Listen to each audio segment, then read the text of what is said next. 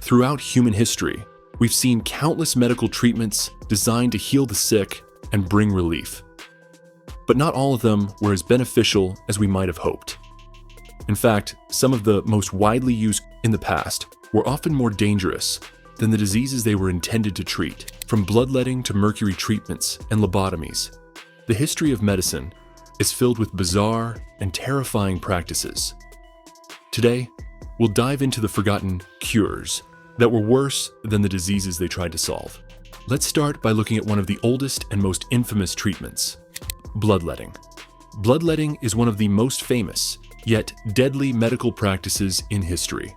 This method of treatment dates back as far as 2,000 years and was used in various cultures, from the Egyptians to the Greeks and Romans.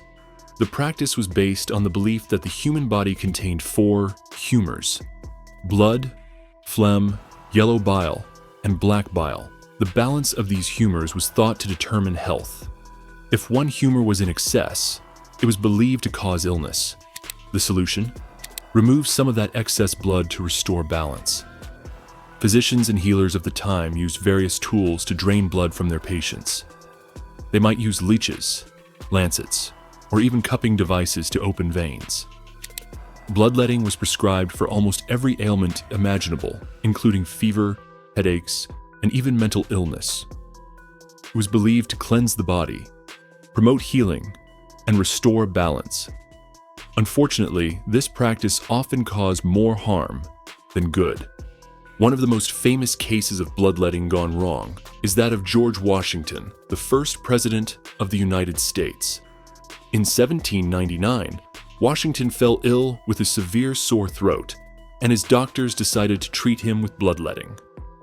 Over the course of a few hours, they drained nearly half of his blood, believing this would help him recover. Sadly, Washington died the same night. This tragic event led many to question the practice, though bloodletting continued for decades before it was eventually abandoned.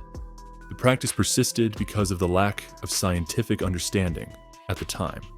It wasn't until the 19th century, when advances in medicine and the discovery of the circulatory system, that bloodletting was finally abandoned. Mercury treatments. While bloodletting was certainly dangerous, it wasn't the only medical treatment that caused harm. Another infamous cure in medical history is the use of mercury. Mercury, a toxic, heavy metal, was once a common treatment for a variety of conditions, most notably syphilis. In the 16th and 17th centuries, mercury was often used as the go-to remedy for syphilis, despite its dangerous and deadly side effects.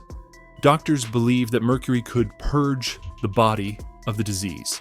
It was administered in various forms, including as a salve, in pill form, or even as an inhalant.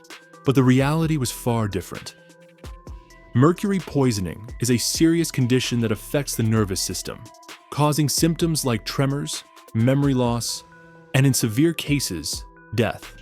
One of the most famous individuals to undergo mercury treatment was King Charles II of England. Charles had contracted syphilis and was given mercury treatments as a cure. It did cause serious damage to his health.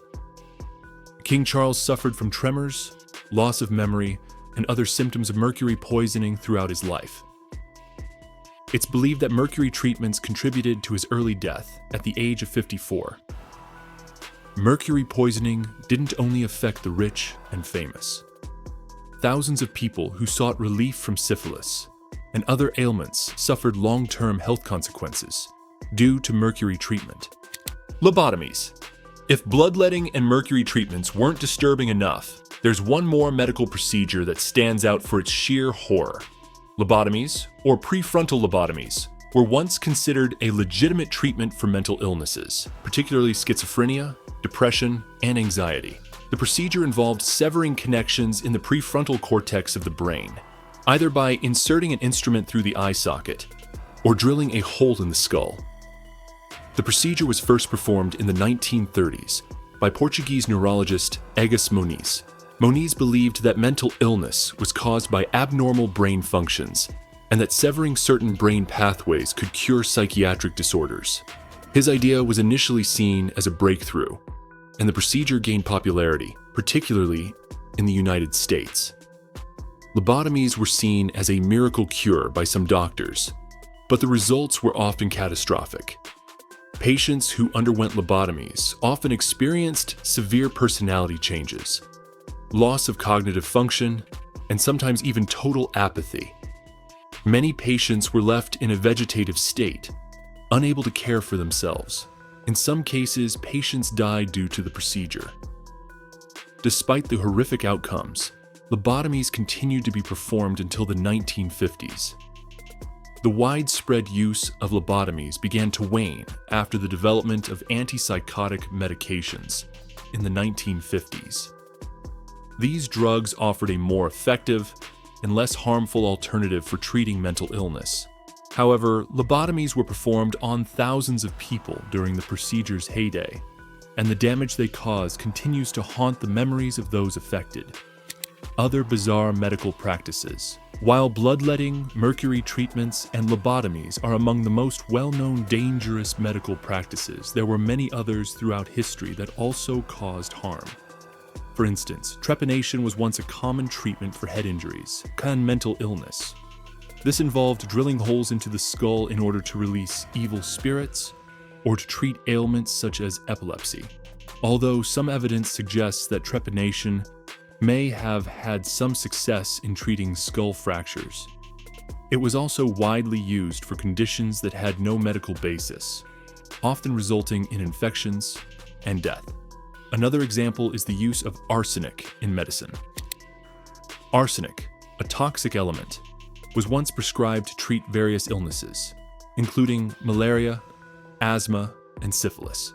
However, arsenic is highly poisonous, and its use often led to death or severe illness. The treatment was not abandoned until the dangers of arsenic became better understood in the 20th century. Similarly, during the Black Plague in Europe, a variety of bizarre remedies were suggested. Some doctors recommended applying a paste made from human excrement to the skin, while others suggested wearing special amulets or bathing in urine to ward off the disease. While none of these cures worked, they highlight the desperation and ignorance that plagued medical practices during times of crisis. The evolution of modern medicine. Despite these dark chapters in medical history, we've come a long way in understanding the human body and treating disease. The field of medicine has evolved significantly since the days of bloodletting and mercury treatments. Modern medicine is based on scientific research, evidence, and a better understanding of human physiology. Today, we have access to antibiotics, vaccines, and life-saving surgeries that were once unimaginable. The rise of the scientific method and the discovery of germs and bacteria in the 19th century revolutionized the way we approach medicine. These advancements have allowed us to create safer, more effective treatments for a wide range of illnesses. But even with all of our progress, we must be careful not to repeat the mistakes of the past. History has shown that while medicine can do great things, it can also cause harm if we don't approach it with caution and a critical eye. The history of medicine is filled with fascinating, but often chilling, tales of treatments that were worse than the diseases they sought to cure. From bloodletting to lobotomies, these practices serve as a stark reminder of how far we've come in understanding the human body and the importance of evidence-based medicine. While modern medicine has made incredible strides, we must continue to learn from the mistakes of the past to ensure we never repeat them. As we look back on these dark chapters in medical history, we can appreciate the advancements we've made in healthcare.